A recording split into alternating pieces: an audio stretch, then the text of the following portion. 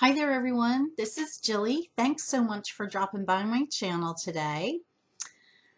Well, this has been a long time coming. This is a VR to the absolutely lovely Simon from who is Two Spirit as well on YouTube. If you by chance have not found his channel, please do. I will link it below. He did a video, gosh, I want to say it was before Christmas, about our soul card. And I actually talked to him about this because, as it turns out, Simon and I have the same soul card, which is the Lovers. And we sort of have danced around it in the same way, which for me has been an uncomfortable dance.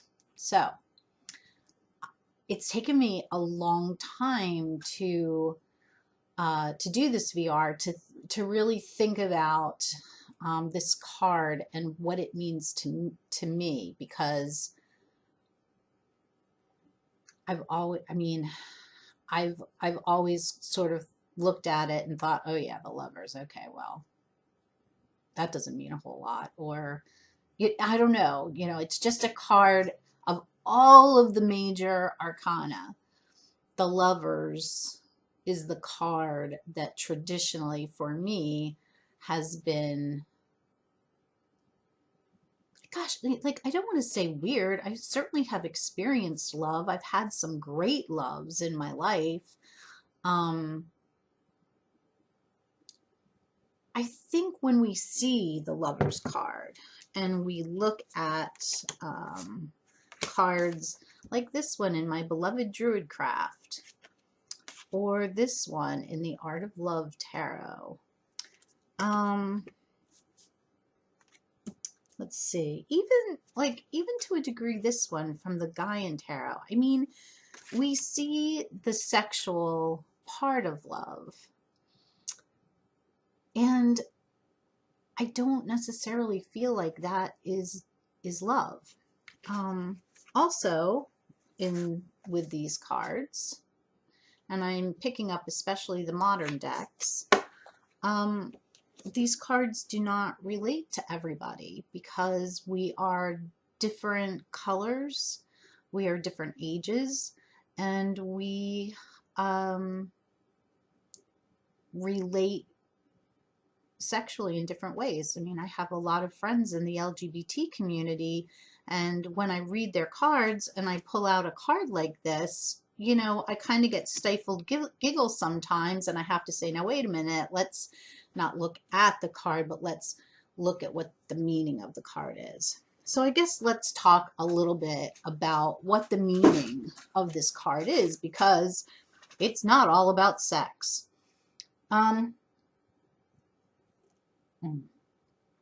Okay, people, I'm 3 videos in and sufficiently caffeinated. So way back in the day when we were first into tarot, and we had the Marseille Tarot, the card, and this one actually says L'Amoureux on the bottom, but in reality the card was called the Choice. And as you can see, there are 2 women and a man, and a choice to be made. So it was about choice. Gosh, I should come back to that, but I won't. And love is a choice. Love is a verb. It's something that we do. I often said to my children,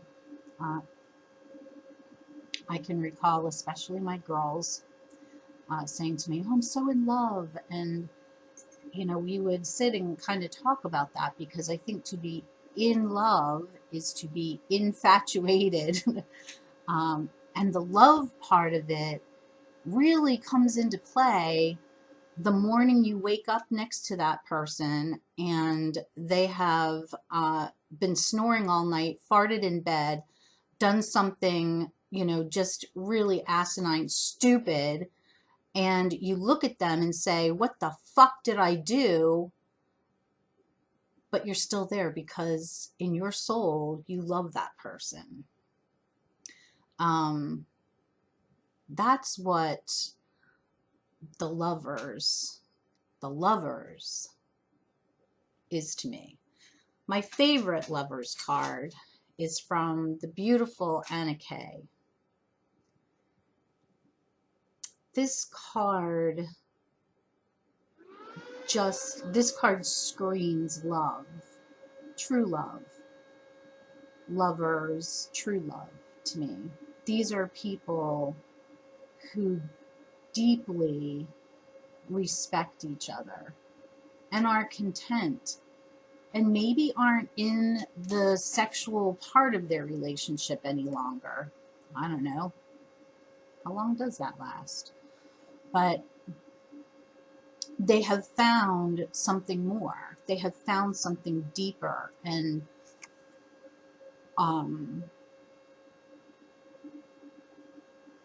they have found something deeper. They have found a contentment in each other's arms. They have found a contentment in their lives together. They have found mutual admiration and respect. And wow, that's love. That's the lovers. Now, there are some cards that I picked out from some decks that some of these decks I don't use very much. Like this one is from the Vice Versa Tarot, and I really have not used this tarot a lot, but gotta tell you, this card is intriguing in a creepy kind of way. I mean, there is totally that black and white balance, light and shadow portion. You know, here's the tree of knowledge, and they've been tempted, and so the tree is on fire. The angels come down and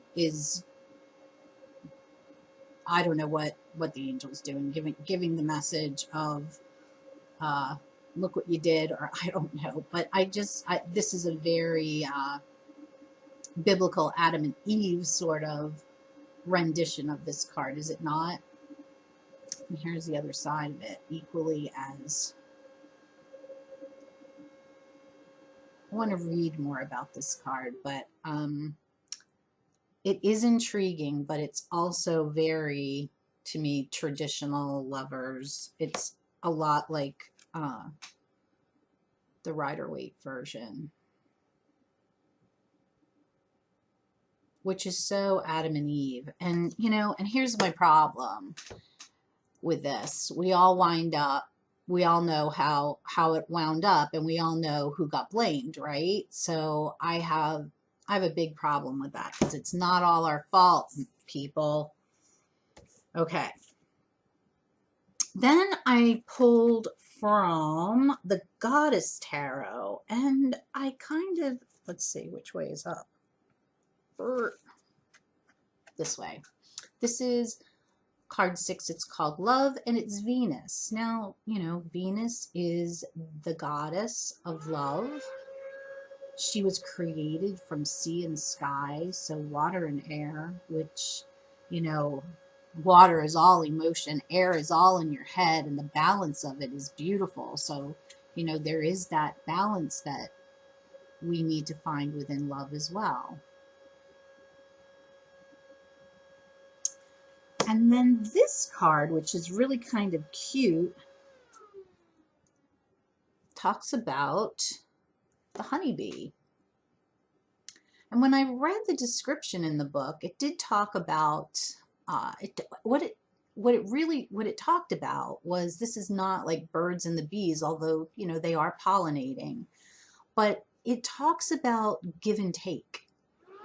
And there is very definitely a give and take in a loving relationship. And it is almost never even. We are not normally always giving at 50-50. Sometimes it's 80-20. I'm taping. Sorry. Mr. funny. Sometimes it's 60-40. Sometimes it's 50-50. But many, many times it's not. And that's one of those things that, you know, we choose. We choose every day. And the other part of this, I read a sentence in here that I absolutely loved, and this talked about finding passion and coming home to oneself, which brings us to another meaning for the lovers, which is finding passion in life, and then bringing that home to ourselves, finding ourselves and loving ourselves, because without being able to love ourselves, we can't love anybody else. And I think many of us, especially in young love, search for love to fulfill us, search for love to, oh gosh, what's the movie? You Complete Me, Jerry Maguire.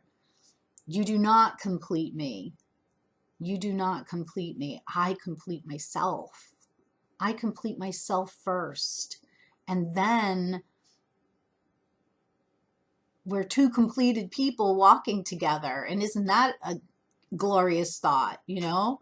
So we don't look for love to make us whole. We don't look for love to fill an empty space within us. It's a partnership. It's a partnership. And then the last card, other than the Anarchy, is my very favorite lover's card. When I opened this deck, again, that I do not read with very much, mostly because I don't want to ruin the cards. When I opened this deck, I cheered for my friends in the LGBTQ community. I cheered for all of us, because the Walrus and the Carpenter from the Alice Tarot Baba Studio, this is a friendship of, it's a friendship of mutual admiration, but it's a friendship of mutual, it is about mutual,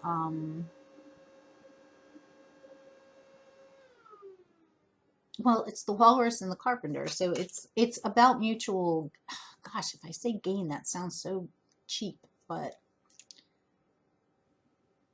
it is, somebody's going to find a better word, use it below, tell me, but it is about, well, it's about things in common, but it is about a friendship for mutual gain, and this is not necessarily, it isn't necessarily a lover's relationship, a romantic relationship. This could be a friendship, a very good friendship, but it could also be certainly a relationship between two men. So, yeah.